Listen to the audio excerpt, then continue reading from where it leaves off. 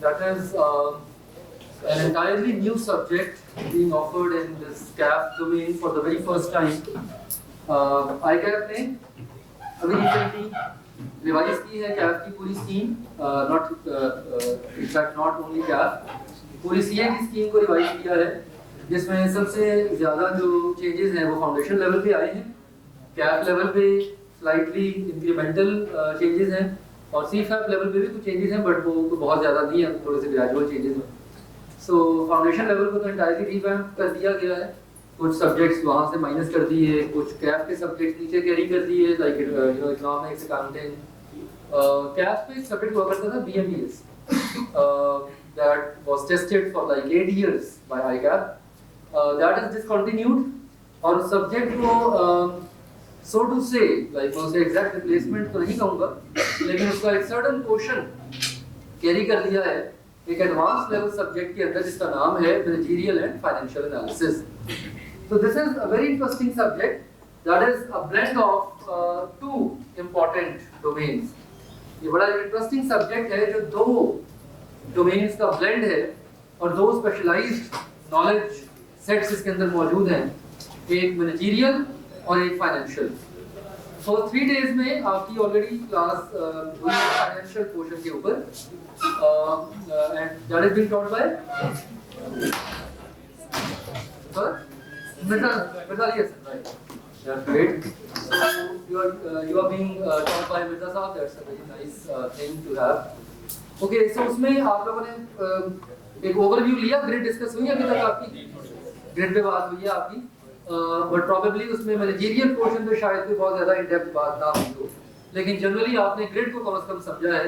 Okay, so we will quickly go through the grid, focusing more on the managerial portion. We will talk about the managerial portion precisely, and then we will see that how many chapters are there in the book and how are we going to cover those chapters and those topics precisely. So, and this is the only subject of CAF which is being taught by 2 teachers, 2 faculty members, parallel in in a simultaneous setting. For 3 days you are having the finance portion, and in the last 3 days you are going to have the managerial portion. So MFA और ये एक advanced level subject है, like this subject is in group B, और group B में भी ये तकरीबन third last subject है CAF 6, right? So एक advanced level subject है that calls for your basic concepts in business management, your basic concepts in cost and business finance, और उन चीज़ों को हम यहाँ पे कंसोलिडेट करेंगे, कंबाइन करेंगे. दो के सब्जेक्ट के अंदर दो डिफरेंट नॉलेज एरियाज आप पढ़ रहे हैं, पेपर के अंदर वो दोनों नॉलेज एरियाज आपके डिस्क्रीटली टेस्ट किए जाएंगे. लाइक एग्जामिनेशन का लेवल ये कतई नहीं होगा कि फाइनेंशियल्स की बेस पे मैनेजरियल डिसीजन मेकिंग करने को कह दी जाए या मैनेजरियल एनालिसिस देके उसके ऊपर कुछ फाइनेंशियल्स पुट करने को कह दी जाए, ऐसा कुछ नहीं होगा. पेपर आप समझिए कि आप 2 माइक्रो सब्जेक्ट्स पढ़ रहे हैं under a broad umbrella, so to say, right. और एग्जाम अभी रिसेंटली इसका पहला पेपर हुआ है मार्च में, लाइक इसी महीने में 3 तारीख को पहला पेपर था एमएफए का, and that paper was a very clear representation of 2 distinct domains of knowledge. एक तरफ मैनेजरियल एनालिसिस था और एक तरफ फाइनेंशियल एनालिसिस था. एक तरफ कुछ क्वेश्चंस प्रिसाइजली मैनेजरियल टॉपिक्स में से आए थे और रिमेनिंग क्वेश्चन प्रिसाइजली फाइनेंशियल में से आए. एमसीक्यूज भी सब्जेक्ट का हिस्सा है, लाइक इस सब्जेक्ट के अंदर 15 नंबर के एमसीक्यूज हैं और 85 मार्क्स का थ्योरेटिकल पोर्शन है, जिसके अंदर कॉन्सेप्चुअल टॉपिक्स भी हैं, न्यूमेरिकल भी हैं उसके अंदर. So that is going to be a very interesting blend. So broadly speaking, let's quickly go through the grid, and by focusing more on the managerial part. So broadly speaking, हम इस subject को 3 हिस्सों में divide करते हैं. The subject is divided in 3 parts primarily. We have managerial analysis,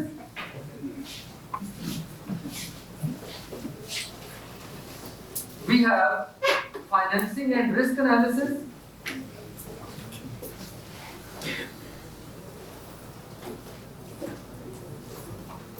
and we have budgeting and projection.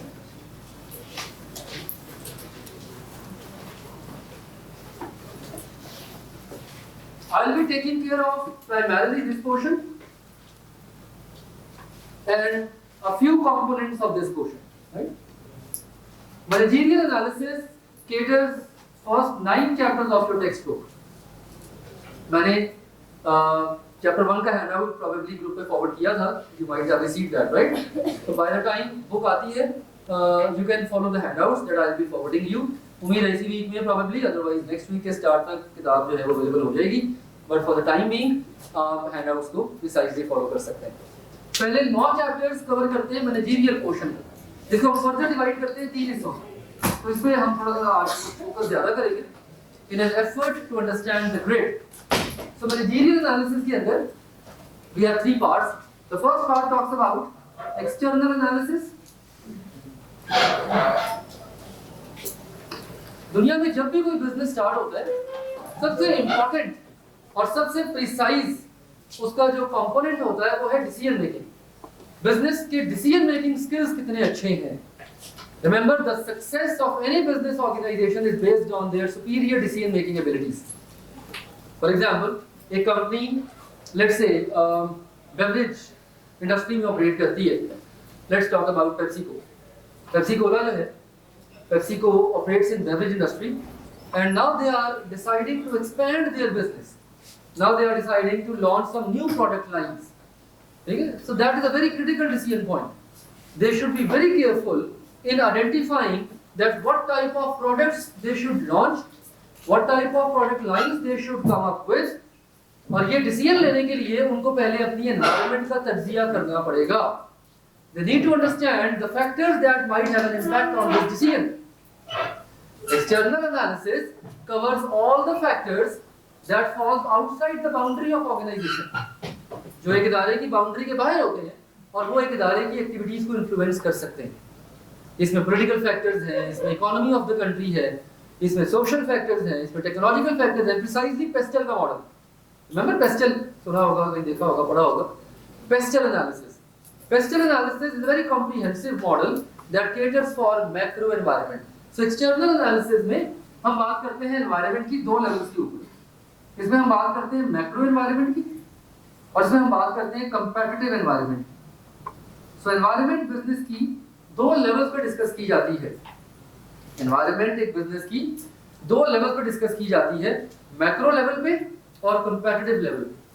The macro environment is the broadest environment. इसमें हम discuss करते हैं पेस्टल एनालिसिस, जिसमें हम डिस्कस करते हैं पेस्टल का model, political factors, economical factors, social factors, technological factors, ecological factors and legal factors.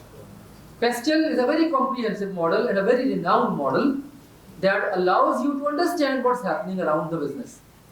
For example, आपने अगर कोई प्रोडक्ट लाइन लॉन्च करनी है तो आपको कंट्री के लॉज देखने पड़ेंगे, आपको कस्टमर की प्रेफरेंस देखनी पड़ेगी। Let's take a very simple example. We all know McDonald's, right? Yes. McDonald's American brand है, a very renowned brand in the world, operating in 118 countries across the globe.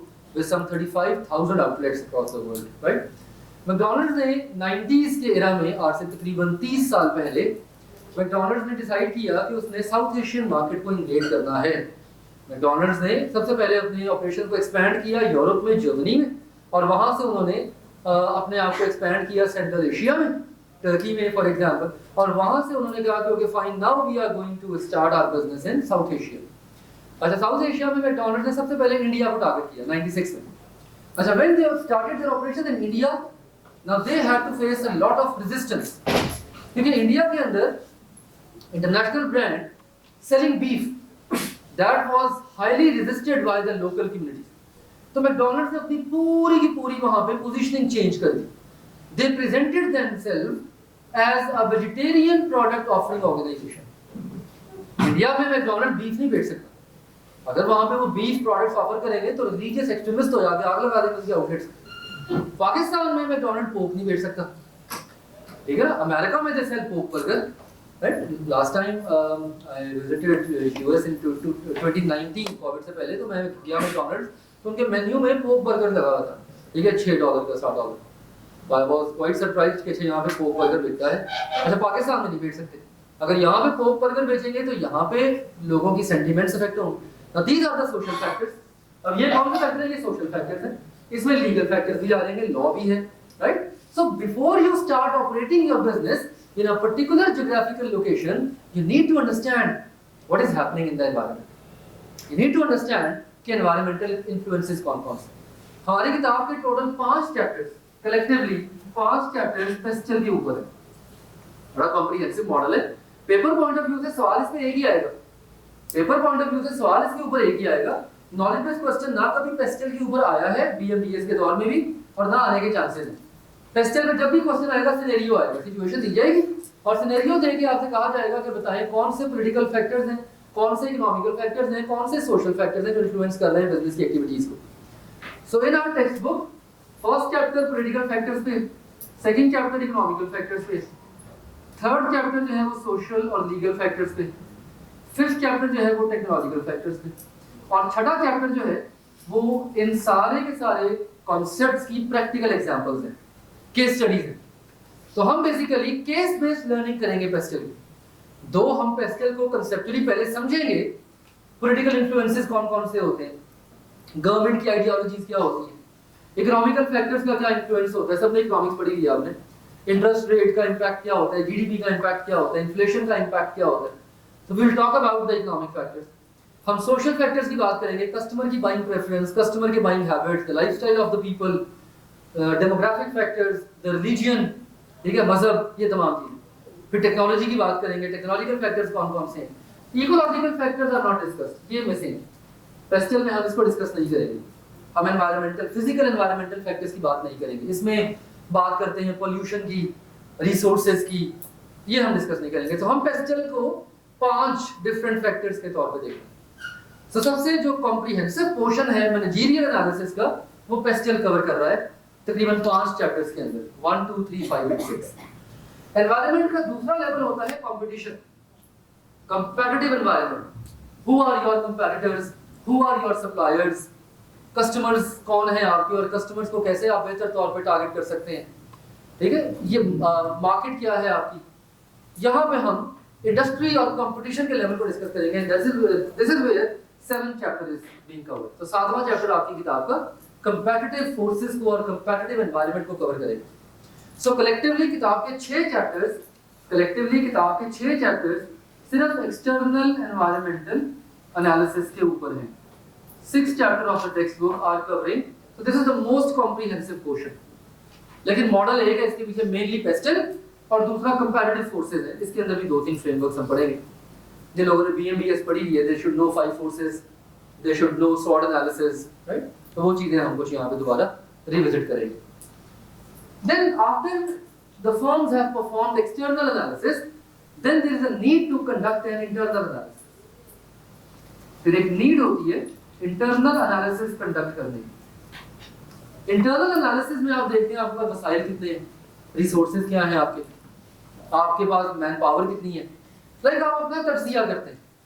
Before you make any decision, it is very important to see what's happening around and what's happening inside. Very simple. किसी भी इदारे ने जब कोई भी decision लेना होता है तो सबसे इंपॉर्टेंट होता है कि बाहर क्या हो रहा है, इदारे से बाहर क्या एक्टिविटीज हैं और इदारे के अंदर क्या हो रहा है. What is happening within the organisation, what is happening inside the organisation. तो internal analysis precisely will let you know कि एक इदारे के पास वसाइल कितने हैं. क्या कोई इदारा ऐसी स्ट्रेटजी चूज कर सकता है जो उसके रिसोर्सेज को मैच नहीं करती. For example Suzuki corporation, Japanese company है, जापानी कंपनी. सुजुकी का बोर्ड एक मीटिंग में एक इंडिविजुअल, एक बोर्ड का जो मेंबर है वो उठ के एक एडवाइस कर दे कि कंपनी की सिचुएशन बड़ी टर्मोइल है, कंपनी को सख्त कंपटीशन का सामना है. सो आई सजेस्ट कि हम एक affluent state of the art car launch करें जो BMW को कम्पीट करे. ठीक है, जिसकी प्राइस हो मार्केट में 40 मिलियन, 4 करोड़ रुपए. And that car would sweep the market and that car would help us regain our lost customers. क्या ये स्ट्रेटजी है? Not at all. फिर 4 करोड़ ही अगर खर्च करना है तो आप BMW लेंगे, आप ऑडी लेंगे, आप सुजुकी थोड़ी लेंगे 4 करोड़ की, क्योंकि ब्रांड के पास वो वर्थ नहीं है, ब्रांड के अंदर वो जान नहीं है. This is what we call as internal analysis. आपको अपने वसाइल देखने हैं, अपना रिसोर्स देखना है, अपनी स्ट्रेंथ देखनी है, अपनी वीकनेसेस देखनी है. ये सब कुछ हम कवर करेंगे 8वें chapter, 8th chapter. Everything will be covered in 8th chapter. And then there is ethical decision making. Next we will talk about ethics in decision making, ethical decision making. Ethics में बड़ा काम हो रहा है आजकल। Business के बहुत सारे डिसीजंस वो कहते हैं कि एथिकल होने चाहिए। एथिक्स कहते हैं the moral values of right and wrong, the moralities of what is good and what is bad. Ethical decision making के अंदर बड़ी इंटरेस्टिंग डिस्कशन आएगी। बहुत सारे बिजनेस के डिसीजंस लीगली करेक्ट तो होते हैं लेकिन एथिकल नहीं होते। बहुत सारे डिसीजंस बिजनेस के लीगली दुरुस्त होते हैं but those decisions are not ethical, right. यहाँ पे एक चैप्टर हमारा कवर होगा that is 9th chapter. So collectively managerial analysis is spanned on first 9 chapters and these 9 chapters are contributing up to 35 to 40% to your examination. इसकी जो weightage है आपके paper में वो तकरीबन 35 से 40 number, excluding chapter 4। Excluding chapter 4, chapter 4 जो है नहीं सॉरी वो यहाँ पे कवर होगा। Yes 4 and 8 yes internal analysis. Chapter number 4 है टेक्नोलॉजी के ऊपर। टेक्नोलॉजी दो लेवल पे डिस्कस की जाती है, एक्सटर्नल एंड इंटरनल। एनवायरनमेंट में टेक्नोलॉजिकल फैक्टर्स कौन कौन से हैं जो बिजनेस के डिसीजंस को इन्फ्लुएंस करेंगे। जैसे ई कॉमर्स, कोविड आया और पूरी दुनिया ने देखा कि किस तरह टेक्नोलॉजी ने स्वीप कर दिया बिजनेस के ऑपरेशनल मैकेनिज्म्स को। सब कुछ ऑनलाइन चला गया, क्लासेस ऑनलाइन चलेगी। ये इस वक्त जो हो रहा है this is also a product of e commerce, ठीक है। ये है external influence technology. Internal technology आपके रिसोर्स का हिस्सा है।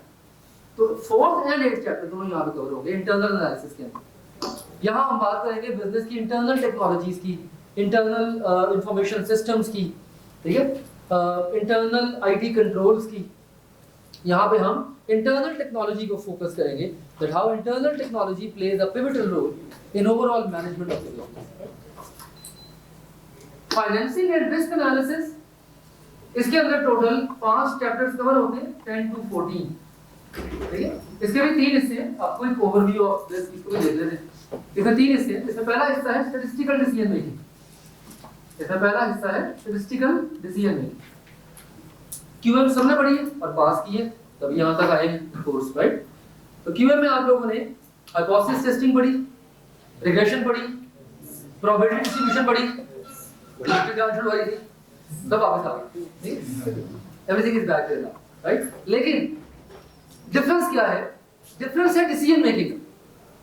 पहले ये चीजें आपने पढ़ी थी focusing on what and how, regression क्या होती है और कैसे कैलकुलेट की जाती है, हाइपोथेसिस टेस्टिंग क्या होती है और कैसे हम हाइपोथेसिस को टेस्ट करते हैं, वन टेल टेस्ट करते हैं, टू टेल टेस्ट करते हैं, ठीक है, सिंगल फैक्टर टेस्ट करते हैं, मल्टीपल फैक्टर्स टेस्ट करते हैं, दो पॉपुलेशन के मीन्स को कंपेयर करते हैं या सिंगल पॉपुलेशन के मीन को एक कांस्टेंट के साथ कंपेयर करते हैं। याद है सब कुछ किया था ना। अब हम डिस्कस करेंगे व्हाई, क्यों करते हैं। Like in this chapter we are not going to calculate anything. वो लंबे लंबे फॉर्मूलाज यूज करके आपने रिग्रेशन इक्वेशंस नहीं ड्रॉ करनी। हाँ, आपको रिग्रेशन इक्वेशन दी जाएगी, उसकी बेस पे डिसीजन मेकिंग कैसे लेंगे आप, how are you going to make a decision based on that. तो हमने व्हाई को डिस्कस करना है। तो it's a very interesting topic है नाउ। ऑफ कोर्स थोड़े से क्वांटिटेटिव मेथड्स के जो स्किल्स हैं वो यहाँ पे टेस्ट जरूर होंगे लेकिन कैलकुलेशन लेवल पे नहीं होंगे। लाइक वो बड़े खौफनाक फॉर्मूला पढ़े थे ना आपने, स्लोप ऑफ द लाइन कैसे निकालते थे, n summation x y something like that,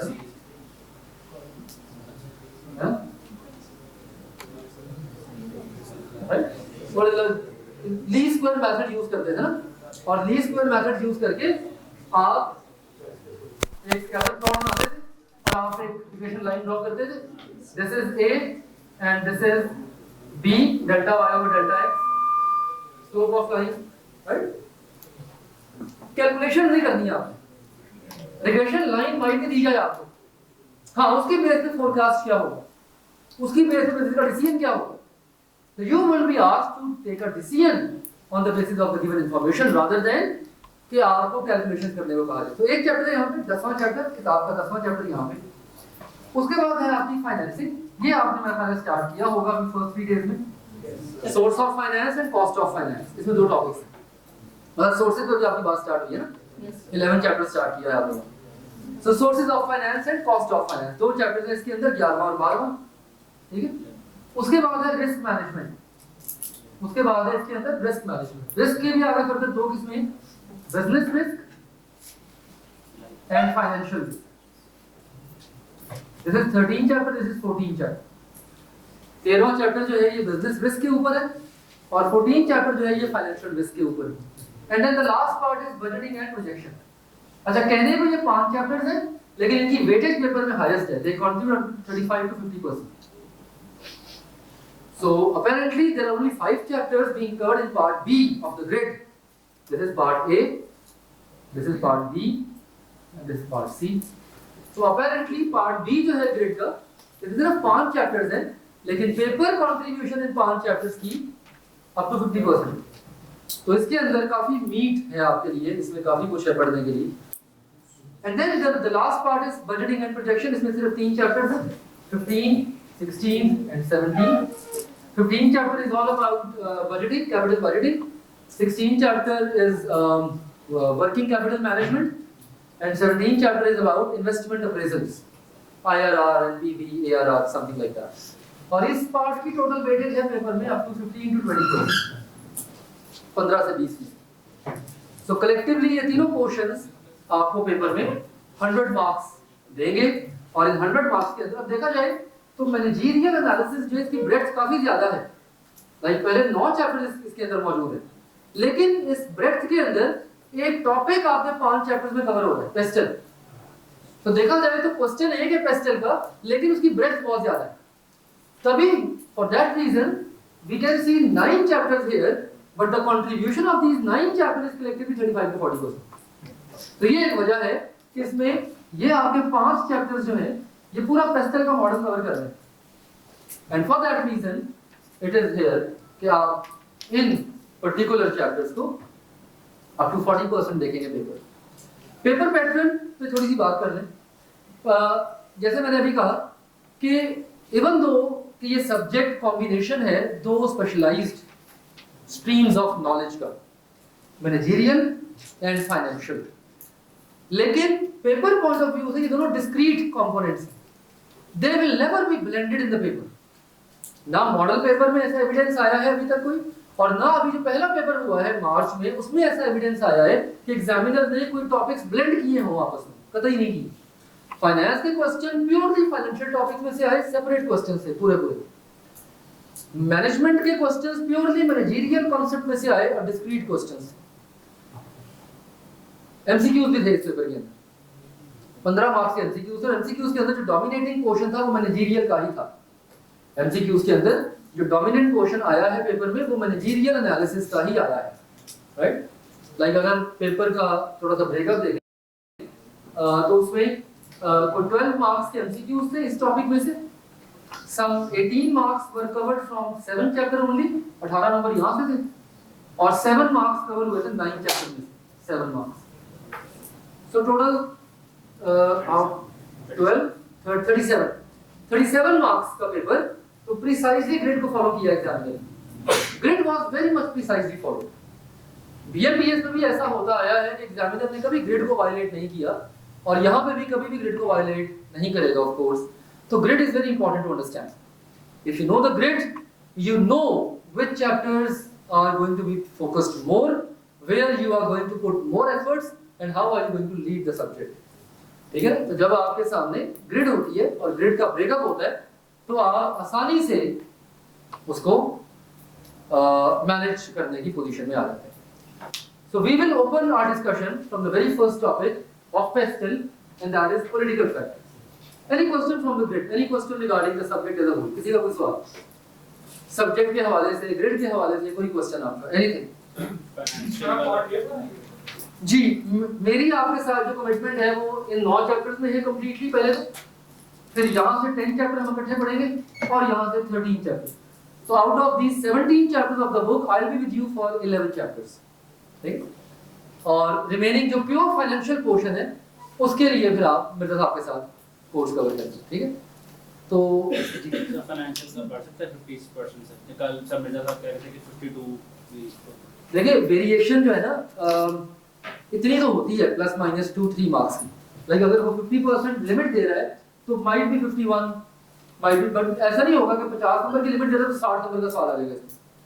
grid को फॉलो करता है, बल्कि आई वुड से कि 50 के अंदर अंदर ही रहेगा. आई वुड बिलीव कि 50 से ऊपर नहीं जाएगा, विद इन 50 कंफाइन करेगा वेटेज को पार्ट बी में से, और पार्ट बी बड़ी क्लियर है आपके सामने। 10th chapter statistical decision making के ऊपर है, 11th and 12th chapter financing के ऊपर है, और 13th and 14th chapter risk के ऊपर है। तो ये एक बड़ा इंपॉर्टेंट होराइजन है जिसको देख के यू गेट एन इंप्रेशन। ये बड़ा एक interesting subject है, but this subject also calls for some extra effort from you people, क्योंकि ये वाइज सब्जेक्ट है एडवांस लेवल का कैफ में, जो दो डिफरेंट टीचर्स पढ़ा रहे हैं। लाइक एएफसी लेवल पे आपने क्यूएम वाले पर इस मोड में पढ़ी होगी, जिसमें आपने मैथ और स्टैट्स का पोर्शन दो डिफरेंट टीचर्स है, लेकिन वो चूंकि बहुत ही एक नेसेंट लेवल था, बहुत ही बेसिक लेवल था, नंबर ऑफ आवर्स भी कोई बहुत ज्यादा नहीं थे पूरे सब्जेक्ट के, तो इसलिए उसमें शायद साइमल्टेनियस स्टडीज जो है वो इतनी चैलेंजिंग आ रही हो। But this is where you will be facing a bit of a higher challenge, कि यहाँ पे आपका जो माइंड है वो दो डिफरेंट वेज में ट्यून होगा। लाइक पहले 3 दिन आपका फाइनेंस मोड ऑन होगा, जिसमें नंबर क्रंचिंग होगी, जिसमें आप सब कुछ फाइनेंशियल्स के लेंस से देखेंगे, और अगले 3 दिन आपका मैनेजरियल मोड ऑन हो जाएगा, फाइनेंस मोड स्विच ऑफ हो जाएगा, और अब आप कॉन्सेप्चुअल लेवल पे आ जाएंगे।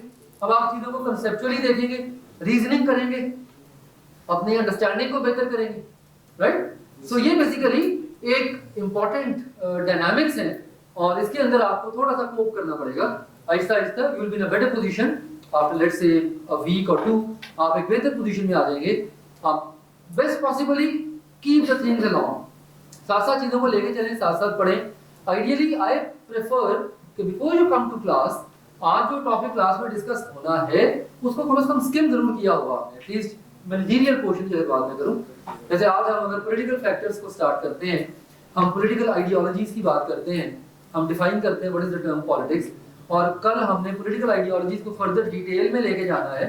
सो आई वुड एक्सपेक्ट कि आप कम से कम कल क्लास में आने से पहले पॉलिटिकल आइडियोलॉजी को स्किम जरूर कराएं, ताकि जब डिस्कशन स्टार्ट हो तो आपका जो ब्रेन है वो सबकॉन्शियसली हुक करने के काबिल हो कि अच्छा ये बात वो थी जो किताब में या नोट्स में लिखी हुई थी। ऐसे अगर आप बिल्कुल ब्लाइंड फोल्डेड और ब्लैंक फेस डालेंगे तो माइट बी पॉसिबल के एसिमिलेशन और कंसेप्चुअल क्लैरिटी जो है वो थोड़ी सी ट्रिकी हो जाए, और उसके बाद जैसे ही टॉपिक क्लास में पढ़ लेते हैं तो इंस्टेंटली उस टॉपिक को जाके वापस रिवाइज करना, उसको घर जाके देखना, उसको समझना, ये चीजें बड़ी इंपॉर्टेंट होती हैं, right? So try to focus on these lines, hopefully you will be better off. Okay, any other question, कोई और सवाल? सर इससे पहले लेटेस्ट टाइम में जो चैप्टर 7 में से 18 मार्क्स का क्वेश्चन आया, ये एक ही डिटेल क्वेश्चन था या नहीं, ये दो अलग-अलग मॉडल्स पे क्वेश्चन है। 7 चैप्टर में फ्रेमवर्क पढ़ेंगे, इसमें 5 फोर्सेस मॉडल है, इसमें बीसीजी है, ये दो मॉडल पे 5 फोर्सेस पे अलग क्वेश्चन था और बीसीजी पे अलग क्वेश्चन था। एक सवाल नहीं थे, दो क्वेश्चन थे।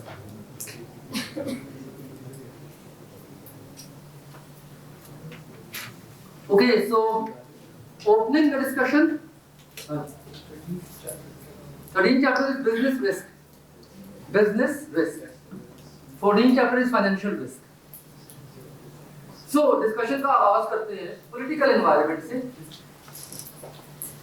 Again, PESTEL as a whole, PESTEL as a whole एक macro environmental analysis का मॉडल है, और PESTEL का पर्पस क्या है? कंट्री लेवल फैक्टर्स को स्टडी करना और कंट्री लेवल फैक्टर्स का इन्फ्लुएंस मेजर करना एक बिजनेस के डिसीजंस के ऊपर। Remember that different geographical regions के अंदर there are different settings, political setting फर्क होती है, इकोनॉमिकल सेटिंग्स फर्क होती है, सोशल सेटिंग्स फर्क होती है, टेक्नोलॉजिकल सेटिंग्स फर्क होती है। पाकिस्तान की पॉलिटिक्स डिफरेंट है, पाकिस्तान के अंदर इकोनॉमिक सिस्टम डिफरेंट है, पाकिस्तान की सोसाइटी डिफरेंट है, पाकिस्तान के अंदर टेक्नोलॉजी के लेवल मयार डिफरेंट है एज कंपेयर टू अमेरिका। तो अगर एक अमेरिकन कंपनी पाकिस्तान में अपने ऑपरेशंस लाने में इंटरेस्टेड है, so they should see that what is happening in Pakistan in various macro economic factors, macro environmental factors, not macro, macro environmental factors. तो ये 6 फैक्टर्स जो हैं ये बेसिकली मैक्रो एनवायरमेंटल फैक्टर्स हैं जो ब्रॉडेस्ट लेवल पे एनवायरनमेंट को समझने में आपकी हेल्प करते हैं, ताकि आप उसके अकॉर्डिंगली अपने डिसीजंस को फ्रेम कर सकें।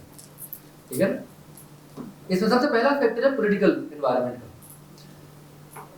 Political environment typically is led by the government, government drive कर रही होती है। गवर्नमेंट चेंज होती है तो पॉलिटिकल सेटिंग चेंज हो जाती है, गवर्नमेंट कोई और आती है तो पॉलिटिकल सिस्टम भी आपका ऑल्टर हो जाता है। तो पॉलिटिकल सेटिंग्स जो होती है वो गवर्नमेंट ड्रिवन होती है, गवर्नमेंट को ड्राइव कर रही होती है। The word politics is basically a formal rule of law. एक फॉर्मल रूल ऑफ लॉ है जो एस्टैब्लिश किया जाता है थ्रू इंस्टीट्यूशनलाइज्ड प्रोसीजर्स। प्रोसीजर्स होते हैं ताकि डाइवर्स एक्टिविटी को आप एक कॉमन पर्पस की तरफ मूव करवा सकें। तो अगर हम डिफाइन करें इस टर्म पॉलिटिक्स को, the way your book defines politics, अगर आप हैंडआउट का पहला पेज देखें, उसके पहले सफे के ऊपर, हैंडआउट के पहले चैप्टर में पहले पेज के ऊपर, सॉफ्ट कॉपी से देख लें, अगर आपने प्रिंट आउट ले लिया है दैट्स वेल एंड गुड। जब तक किताब नहीं आती आप तब तक हैंडआउट जरूर कैरी करें, क्योंकि उससे थोड़ी सी रीडिंग आसान हो जाएगी। For the very first page on the very first paragraph it defines the term politics. Politics क्या है? It is a distinctive form of rule of law whereby people act together through institutionalized procedures to resolve differences, conciliate diverse interests, and to make public policies to achieve a common purpose. Very comprehensive definition. Now see, पढ़ने का तरीका क्या होना चाहिए? I am never a supporter or a proponent of rote learning. मैं कभी भी अपने स्टूडेंट्स को रॉट लर्निंग या क्रैमिंग के लिए इनकरेज नहीं करता, और ना पेपर में इस नौयत का आता है। लाइक आज से 3-4-5 साल पहले जो पेपर था बिजनेस मैनेजमेंट का, उसमें शायद कोई रॉट लर्निंग के सवाल आ जाया करते थे, लेकिन अब जो डेवलपमेंट्स हो चुकी हैं आई गैप के अंदर, अब पेपर कभी भी क्रैमिंग बेस्ड नहीं आता। Like you will never find a question in the examination to define the term politics. ये सवाल कभी भी नहीं आएगा। कंसेप्चुअली पता होना चाहिए कि व्हाट इज पॉलिटिक्स। इसके लिए तरीका ये होता है कि आप कीवर्ड्स को स्क्रीन आउट करते हैं। लाइक इस पूरी डेफिनेशन में अगर आप देखें तो मुझे 5 इंपॉर्टेंट या 6 इंपॉर्टेंट कीवर्ड्स मिल रहे हैं। पहला कीवर्ड क्या है? Formal rule.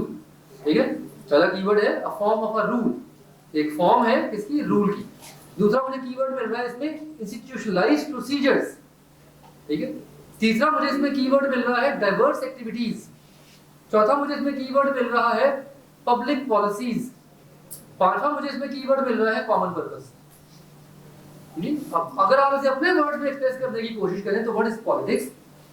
पॉलिटिक्स एक फॉर्मल रूल है जिसके थ्रू डिफरेंट इंडिविजुअल्स को आप इंस्टीट्यूशनलाइज्ड प्रोसीजर्स के तहत लीड करते हैं, ठीक है, ताकि डाइवर्स एक्टिविटीज को इकट्ठा कर सके, पब्लिक पॉलिसीज बना सके।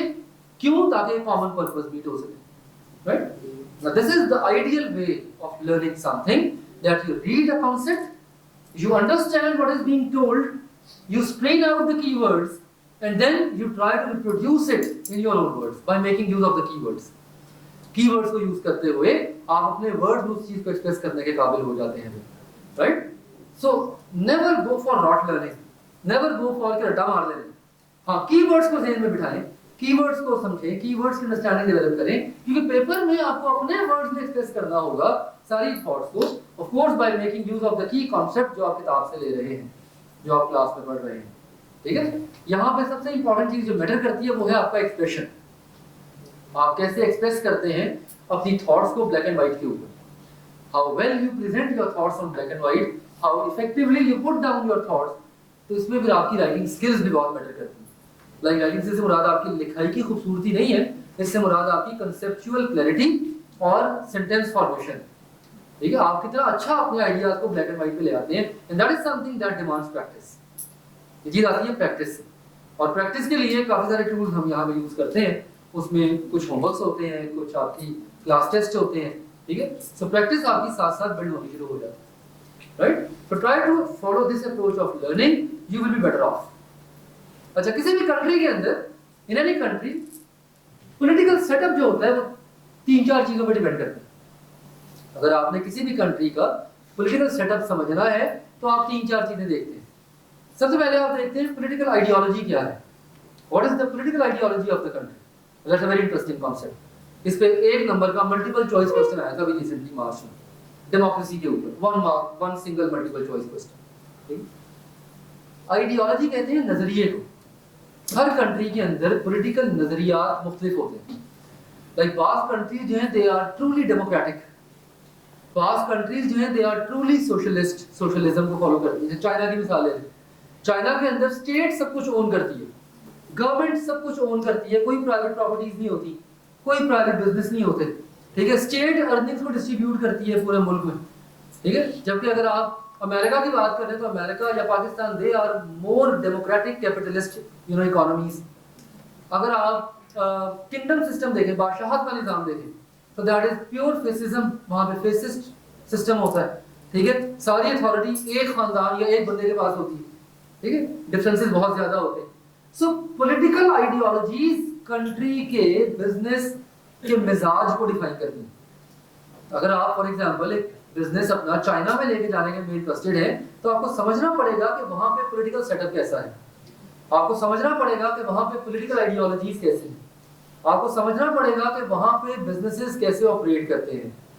So it's highly important, it is highly imperative to understand what are political ideologies and how do they work.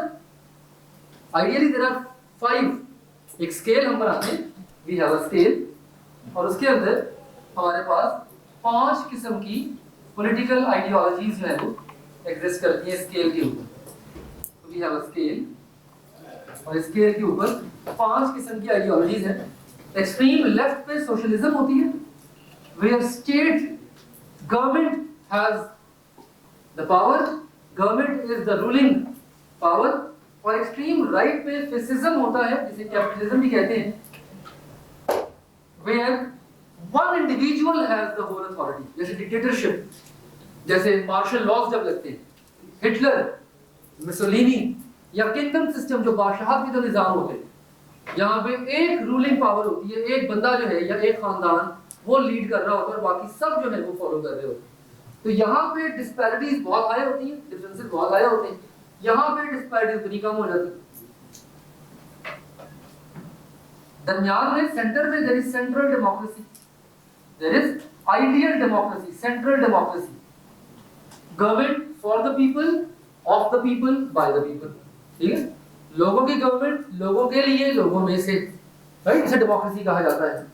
अब कहने को दुनिया में बहुत सारी कंट्रीज प्रीच करती है कि हम आइडियल डेमोक्रेसी, लेकिन होती नहीं है, ठीक है। यानी कि ये पांचों इंडिकेटर्स है, इट इज हाईली रेयर कि कोई कंट्री एग्जैक्टली इस एक्सट्रीम पे काम कर रही होगी, इट इज हाईली रेयर कि कोई कंट्री एग्जैक्ट सेंटर में काम कर रही होगी, इट इज हाईली रेयर कि कोई कंट्री एग्जैक्ट यहाँ पे, तो मिक्स एंड मैच होती है। लेकिन कम से कम ये 5 पॉलिटिकल आइडियोलॉजीज हमें एक इंप्रेशन दे देती हैं कि किसी कंट्री का नजरिया क्या है, किसी मुल्क का नजरिया क्या है, how that country operates. Number 2 जो है, it's a combination of 1 and 3, इसे कहते हैं डेमोक्रेटिक सोशलिज्म, इसे कहते हैं डेमोक्रेटिक सोशलिज्म। ये 1 और 3 का कॉम्बिनेशन है। इसी तरह 4 जो है ये 3 and 5 का कॉम्बो है, इसे कहते हैं डेमोक्रेटिक कैपिटलिज्म, डेमोक्रेटिक कैपिटलिज्म। दुनिया में डिफरेंट कंट्रीज जो हैं वो डिफरेंट आइडियोलॉजीज को फॉलो करती है। Like China is ideally a socialist country, state govern करती है सब कुछ, कोई प्राइवेट प्रॉपर्टीज नहीं होती, कोई प्राइवेट बिजनेस नहीं होते, सब कुछ स्टेट के पास होता है। अच्छा, बाकी कंट्रीज जो हैं they are more democratic capitalist countries, जैसे अमेरिका है, इवन पाकिस्तान भी डेमोक्रेटिक कैपिटलिज्म में फॉलो करता है।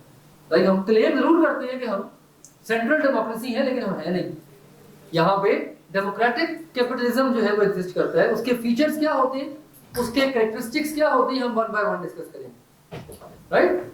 सो पॉलिटिकल आइडियोलॉजी को समझना इंपॉर्टेंट। अच्छा, उसके बाद फिर गवर्नमेंट और बिजनेस की क्या आपस में इंटरेक्शन है, ठीक है, गवर्नमेंट कैसे इन्फ्लुएंस करती है बिजनेस को। अच्छा, फिर उसके बाद इसके अंदर देखते हैं, अच्छा, अपोजिशन का क्या किरदार है, what is the role of opposition in the business. तो पॉलिटिकल सेटअप जो होता है एक कंट्री का, वो 3-4 चीजों के ऊपर मुश्तमिल होता है, ठीक है। एक लिस्ट है आपके सामने 3-4 पॉइंट्स की, उसमें आप देखें तो वो बता रहा है कि पॉलिटिकल सेटअप एक कंट्री का डिपेंड करता है पॉलिटिकल आइडियोलॉजी के ऊपर, ठीक है, वो डिपेंड करता है pre existing laws and regulations के ऊपर, कवानीन के ऊपर, वो डिपेंड करता है सोशियो रिलीजियस कॉन्स्ट्रेंट्स के ऊपर, is it very important. Socio religious constraints भी डिटरमिन करते हैं कि किस किस्म का बिजनेस किस किस्म की कंट्री में ऑपरेट हो सकता है, राइट। तो ये भी चीजें बात दफा पॉलिटिकली ड्राइव हो रही होती है। दो हम सोशियो रिलीजियस कॉन्स्ट्रेंट्स को ज्यादा डिटेल में पढ़ेंगे सोशल फैक्टर्स में, like they are part of social factor, क्योंकि ये कस्टमर की प्रेफरेंस या बाइंग हैबिट को डिफाइन करते हैं, लेकिन कहीं ना कहीं इसका कनेक्शन पॉलिटिकल सिस्टम के साथ भी होगा, right. So these are certain ways in which the political system of a country would have an impact on the business organizations that are interested to operate in that country or that are already operating in that country, दोनों levels में, क्योंकि ये एक दफा करने वाला काम तो नहीं है, लाइक ऐसा तो नहीं है कि पेस्टल आप एक दफा परफॉर्म करेंगे, ये तो एक रिकर्सिव एक्टिविटी है ना, ठीक है, लाइक आफ्टर एवरी 2 years और 3 years अब आप देखते हैं कि अच्छा फाइन अब क्या चेंजेस आए हैं एनवायरनमेंट के अंदर, ये चेंज तो हमेशा आना ही आना है, चेंज तो कभी खत्म नहीं हो सकता, तो इट्स नॉट लाइक कि पेस्टल अगर एक दफा परफॉर्म कर दिया है तो दोबारा कभी परफॉर्म नहीं होगा, ऐसा तो कभी नहीं होगा, you need to have pestle analysis over and over ताकि आपको उससे बेहतर insights मिल सके, right? So initially हम पहले बात करेंगे इन पांचों आइडियोलॉजीज की थोड़ा डिटेल में, हम देखेंगे कि हर आइडियोलॉजी की कैरेक्टरिस्टिक क्या होते हैं, बारी बारी हम समझेंगे हर आइडियोलॉजी के फीचर्स को, उसके बाद हम देखेंगे कि इन आइडियोलॉजीज का इम्पैक्ट बिजनेस पे क्या होता है, how government interact with businesses, government कैसे इंटरेक्ट करती है एक बिजनेस के साथ या उस कंट्री में ऑपरेट करने वाले जो डिफरेंट बिजनेसेस होते हैं उनके साथ, ठीक है, and then we would see that how businesses make their some decisions, some key decisions based on these interactions, right? So we will start off with political ideologies, आपके सामने 5 हेडिंग्स हैं और 5 हेडिंग्स में कुछ कैरेक्टरिस्टिक्स लिखे हुए हैं with examples, again conceptually समझना है, ठीक है, I would never suggest कि आप ये सारे के सारे फीचर हर आइडियोलॉजी के याद करें दीवानी, कीवर्ड्स याद रखें, एक एक दो दो कीवर्ड से आपको सारे फीचर्स पता हो जाने चाहिए, ठीक है, और उससे आपकी अंडरस्टैंडिंग क्लियर हो जानी चाहिए। So we'll start off from socialism. Let's start off from socialism. So socialism is extreme, इसे कहते हैं extreme left wing, ये extreme left wing है ना, आखिरी लेफ्ट पे है ना, इसे extreme left wing कहते हैं, socialism कहते हैं इसको, इसका एक और नाम है communism भी कहते हैं इसको, it's also called as communism. It is also called as communism or socialism. All means of production are held by the state. सारी प्रोडक्शन स्टेट के हाथ में होती है, गवर्नमेंट के हाथ में होती है। नो प्राइवेट प्रॉपर्टी, कोई प्राइवेट प्रॉपर्टी नहीं होती। स्टेट डिस्ट्रीब्यूट करती है अर्निंग्स को ऑन इक्वल ग्राउंड्स, तभी इस किस्म की इकोनॉमी के अंदर वेल्थ डिस्ट्रीब्यूशन इक्वल होती है, डिस्पैरिटीज कम होती है। अच्छा, पाकिस्तान की मिसाल ले लें, हाई डिस्पैरिटीज है, हाईली अनइक्वल वेल्थ डिस्ट्रीब्यूशन। आप जब सड़क पे चलते हैं, आप जब सड़क पे जाते हैं तो आप देखते हैं कि एक ही रोड के ऊपर एक बंदा जो है वो टूटी फूटी साइकिल भी चला रहा है और उसी रोड के ऊपर 8 करोड़ की गाड़ी भी जा रही है। दिस शोज दैट कितनी डिस्पैरिटी है इनकम की पाकिस्तान के अंदर, ठीक है, अमीर बहुत अमीर है, गरीब बेचारा बहुत गरीब है। ये इंडिकेटर होता है सेंटर से आगे, यहाँ इधर और इधर, ठीक है, जितना आप लेफ्ट को मूव करेंगे उतनी डिस्पैरिटी कम हो जाएगी, इक्वालिटी बढ़ जाएगी।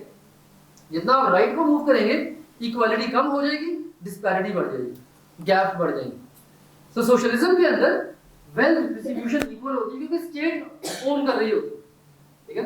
No individual freedom, individual freedom कोई नहीं होती। क्लास लेस सोसाइटी होती है, कोई क्लास सिस्टम नहीं होता। एलीट क्लास, मिडिल क्लास, सी क्लास, क्लास लेस सोसाइटी होती है। सारी क्लासेस एक जैसी होती है, ठीक है, क्लास लेस सोसाइटी कहते हैं इसको। No room for organised religion, ठीक है, ऐसे सिस्टम के अंदर कोई ऑर्गेनाइज्ड या कोई डोमिनेंट रिलीजन नहीं होता। जैसे पाकिस्तान है ना, इस्लामिक जमहूरिया Pakistan, Islamic republic of Pakistan, तो we have an organised religion. Of course freedom of religion तो होती है, आप अलाउ करते हैं कि हर कोई अपनी अपनी मर्जी का मजहब प्रीच कर सकता है, उसको फॉलो कर सकता है, लेकिन ऑर्गेनाइजेशन नहीं होती रिलीजन के अंदर, ठीक है। सोशलिज्म के अंदर there is no organised religion. China की मिसाल ले, चाइना में बेशुमार मज़ाहिब हैं, हर कोई अपना अपना मजहब फॉलो कर रहा है, right. Change by any mean, change के प्रोपोनेंट्स होते हैं, चेंज लेके आते हैं, चेंज किसी भी वे में आता है। Examples include China, Soviet Union, ये एग्जांपल्स हैं इसकी, ठीक है। तो we can see that very clear cut characteristics are there that indicate कि इस किस्म की कंट्री के अंदर इंडिपेंडेंट बिजनेस ऑपरेट करना बहुत मुश्किल है, स्टेट इंटरफेरेंस बहुत ज्यादा है। तो अगर आप तैयार हैं स्टेट इंटरफेरेंस बर्दाश्त करने के लिए तो आप ले जाएं बिजनेस वहां पे, लेकिन अगर आप स्टेट इंटरफेरेंस बर्दाश्त करने को तैयार नहीं है तो फिर आप डिसीजन ले लेंगे कि भाई मैंने इस कंट्री में ऑपरेट नहीं करना, क्योंकि इसकी पॉलिटिकल आइडियोलॉजी डिफरेंट है हमारे बिजनेस के गोल्स के साथ। इसी these are the decision making points, ये वो डिसीजन मेकिंग पॉइंट्स होते हैं जहां पे आप डिटरमाइन करते हैं कि आपने कैसे अपनी आइडियोलॉजीज को और कैसे आपने अपनी अंडरस्टैंडिंग को लिंक करना है with a precise business decision. Question sir ये चेंज का क्या पॉइंट है, चेंज को इनकरेज करना? हाँ, गवर्नमेंट एनकरेज करती है चेंज को रेगुलरली, क्योंकि गवर्नमेंट ने इनकम डिस्ट्रीब्यूशन को बैलेंस करना होता है, डिफरेंट प्रोडक्शन को देखना होता है, तो गवर्नमेंट चेंज को का प्रोपोनेंट होती है। जो आप राइट को मूव करते हैं, चेंज कम होता जाता है। यहाँ पे स्टेटस क्वो को मेंटेन करना इंपॉर्टेंट है। यहाँ पे ज्यादा इंपॉर्टेंट क्या है कि स्टेटस क्वो में रहे, जो हो रहा है वैसे होने दें, ठीक है। तो जब आप एक्सट्रीम लेफ्ट से एक्सट्रीम राइट को मूव करते हैं तो चेंज कम हो जाता है। यस अच्छा, सेंट्रल डेमोक्रेसी नंबर 3 देखते हैं, क्योंकि 1 और 3 का कॉम्बो आएगा फिर 2 में। तो before we discuss 2, let's look at the central column. Central democracy में क्या होता है? सेंट्रल डेमोक्रेसी के अंदर स्टेट का रोल होता है गार्डियन का, स्टेट गार्डियन होती है। स्टेट को लोग इलेक्ट करते हैं और स्टेट का काम गार्डियनशिप है। लाइक स्टेट रूल नहीं करती, स्टेट गार्डियन करती है, गार्ड करती है, गार्डियन का किरदार अदा करती है, ठीक है। इंडिविजुअल फ्रीडम होती है, everybody is free to do whatever they want under the defined laws, of course, ठीक है। फुल रिलीजियस फ्रीडम होती है, प्राइवेट प्रॉपर्टी अलाउड होती है, private and public means of production दोनों होते हैं यहाँ पे कुछ प्रोडक्शन गवर्नमेंट अपने पास रखती है और ज्यादा प्रोडक्शन यहाँ पे प्राइवेट मींस के पास होती है। जैसे पाकिस्तान देख ले, आपने अगर कोई बिजनेस खोलना है तो you need not to ask anyone, ठीक है। आप पैसा लगाएं, बिजनेस स्टार्ट करें, हाँ, अपने आप को आप गवर्नमेंट के साथ रजिस्टर करें, टैक्स पे करें, आप इंडिपेंडेंटली बिजनेस चला सकते हैं। प्राइवेट मींस होते हैं प्रोडक्शन, हाँ, कुछ स्टेट के मींस भी है प्रोडक्शन के। जैसे फॉर एग्जांपल बार इंडस्ट्रीज जो है वो स्टेट ओन्ड है। जैसे फॉर एग्जांपल कोल माइनिंग, ये गवर्नमेंट को तो ओन करती है, ठीक है। Pakistan railway for example services के अंदर ये गवर्नमेंट ऑपरेटेड है, right. So mix and match होता है, प्राइवेट मींस भी होते हैं, पब्लिक मींस भी होते हैं, प्रोडक्शन के दोनों किस्म के होते हैं। अच्छा जी, believe that international cooperation will benefit, हाँ, encourage international cooperation, FDIs, foreign direct investments। Central democracies के अंदर हमेशा एनकरेज करते हैं कि बाहर से पैसा आए और वहाँ इन्वेस्टमेंट्स हो कंट्री के अंदर, जिससे कंट्री की जो इकोनॉमी है वो बेहतर काम करे। So international investments are encouraged. Slower social change, देखिए चेंज स्लो हो गया, ठीक है। Canada is the best example, Canada is a very good example of central democracy. कहते हैं हम हैं, और पाकिस्तान भी कहता है, अमेरिका भी कहता है कि जी हम सेंट्रल डेमोक्रेसी में है नहीं, we are mainly capitalist, democratic capitalism में है, हम नंबर 4 में, ठीक है। अच्छा, 2 जो है ये 1 और 3 का कॉम्बो है। 2 जो है that's a combo of 1 and 3। तो अगर आप 2 के फीचर्स पढ़े तो उसमें आपको 1 की भी झलक नजर आएगी और 3 के भी फीचर नजर आएंगे, दोनों आएंगे। For example most important means of production are with the government in the hands of state, right. यानी 100% प्रोडक्शन स्टेट के पास नहीं है, लेकिन ज्यादातर प्रोडक्शन सबसे इंपॉर्टेंट है वो स्टेट के पास है। कुछ प्राइवेट प्रॉपर्टी भी अलाउ कर दी है, प्राइवेट मींस ऑफ प्रोडक्शन भी दे दिए हैं। Distinction of the people based on ability and skills, that is not a purely class-less society, ठीक है ना। अब डेमोक्रेटिक सोशलिज्म जो है ये क्लास-लेस सोसाइटी नहीं है। यहाँ पे आप लोगों के स्किल्स की बेस पे आप डिस्टिंक्शन करना शुरू कर देते हैं, और गवर्नमेंट अर्निंग्स को डिस्ट्रीब्यूट करती है बेस्ड ऑन इनपुट। जो जितनी इनपुट दे रहा है उसको उतनी आउटपुट मिलेगी। इसी तो Aahista Aahista class system develop होना शुरू हो जाता है, राइट। तो when you move from extreme left to extreme right, disparities थोड़ी थोड़ी बढ़नी शुरू हो जाती है, चेंज थोड़ा थोड़ा कम होना शुरू हो जाता है, राइट। इस तरह से आपका एक पॉलिटिकल आइडियोलॉजी का सिस्टम है वो मूव करता है। और इसके फीचर्स क्या होते हैं? What else do we have? Challenges the status quo, आप चैलेंज करते हैं स्टेटस क्वो। स्टेटस क्वो का मतलब कहते हैं, इसका मतलब होता है something that is happening will keep on happening. Status quo का मतलब होता है एक एग्जिस्टिंग स्टेट को बरकरार रखना। स्टेटस क्वो का मतलब क्या होता है? एग्जिस्टिंग स्टेट को मेंटेन करना। Challenge the status quo mean कि आप एग्जिस्टिंग स्टेट को चैलेंज करते हैं, आप एग्जिस्टिंग स्टेट ऑफ अफेयर्स को चेंज करने की कोशिश करते हैं, कुछ नया करना है, इनोवेशन। अब चाइना जो है that is a highly innovative country. जब आप इनोवेट करते हैं तो आप चैलेंज करते हैं स्टेटस को, कुछ नया करते हैं ना। Innovation is means that you are doing something new. तो स्टेटस को चैलेंज करने का मतलब होता है कि किसी एग्जिस्टिंग स्टेट जो मेंटेन की हुई है उसको तोड़ना, right. People are responsibility of the state and state supports the people. उनको स्टाइपेंड देती है, उनको पैसे देती है, ठीक है। Religion is allowed in this system, religion की प्रैक्टिस करते हैं। Everyone is equal in front of law, कानून के आगे सब बराबर है, ठीक है। कानून के आगे सब बराबर है। ये सोशलिज्म जो है Sweden, Scandinavian countries, Denmark, Finland, ठीक है, ये कंट्रीज इसकी एग्जांपल है डेमोक्रेटिक सोशलिज्म की, ठीक है, 1 और 3 के मिक्सचर में है कहीं, राइट। हाँ, दो किस्म की अप्रोचेस होती हैं कंट्रीज के अंदर, एक होती है इंडिविजुअलिस्टिक अप्रोच और एक होती है कलेक्टिविस्ट अप्रोच। इंडिविजुअलिस्टिक अप्रोच का मतलब ये होता है कि एक इंसान के मफाद ज्यादा इंपॉर्टेंट है as compare to a greater good, इसे कहते हैं इंडिविजुअलिस्टिक अप्रोच। ये यहाँ पाई जाती है, इधर होती है इंडिविजुअलिस्टिक। हाँ एग्जैक्टली, क्योंकि यहाँ पे अथॉरिटेरियन रूल एक के पास होता है, तो एक बंदे के मफाद की खातिर आप सभी कुर्बानी दे देते हैं। कलेक्टिविस्ट अप्रोच क्या होती है, greater good is more important as compare to interest of one individual, इसे कहते हैं कलेक्टिविज्म। कलेक्टिविस्ट इकोनॉमी ऐसी इकोनॉमी कहते हैं कि आप ऐसे डिसीजंस लेते हैं जो ज्यादा लोगों को फायदा पहुंचाए, taking the decision that would serve a greater good, इसे कलेक्टिविस्ट अप्रोच कहते हैं।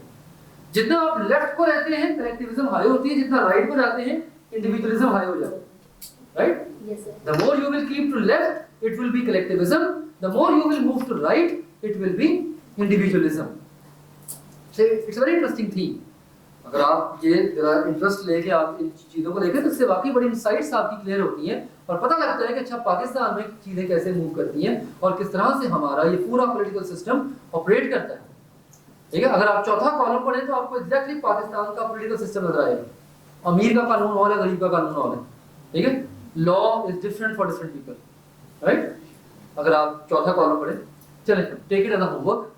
आप क्या करेंगे कल आते हुए, एक तो आप ये 5 पॉलिटिकल आइडियोलॉजीज को पढ़ के आएंगे डिटेल में, ठीक है, इनको रिव्यू करेंगे।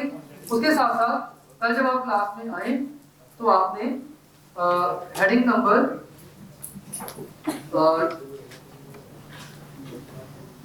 2 जो है impact of political ideology on businesses, impact of political ideology on businesses, ये हेडिंग जरा और इसकी सब हेडिंग ऑफ कोर्स ये जरा रिव्यू करके आइएगा। Just scheme it, not more than 5-10 minutes, 5-10 minute लगेंगे, लेकिन इसको जरा स्किम करके आइएगा, ठीक है।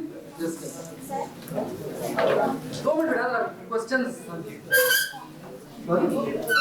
बैक आ जाएगी, तब तक मैंने हैंड आउट किया, फॉलो करें। आगे आपकी बड़ी कॉम्प्लिकेटेड के साथ पढ़ लेने से, लेकिन उसमें से आपको चीजें स्क्रीन करना बहुत मुश्किल होगा, वो बड़ी कॉम्प्लिकेटेड है। ये मैंने जैसे भी कहा कि समझे इसको, अंडरस्टैंडिंग करें, कीवर्ड्स याद करें। हाँ, इसमें से सिनेरियो बेस्ड क्वेश्चन आएगा, वो भी पूरा पेस्टल के ऊपर। Listen please, last few words. हम एक अभी आप सिर्फ कंसेप्चुअली चीजों को समझें, हम जब पेस्टल एनालिसिस पूरा कंप्लीट कर लेंगे, इसकी हम थॉरो प्रैक्टिस करेंगे कि ये चीजें अप्लाई कैसे करनी है। So for the time being, just read them conceptually. For the time being, just read them conceptually. ठीक है? चलिए, see you tomorrow.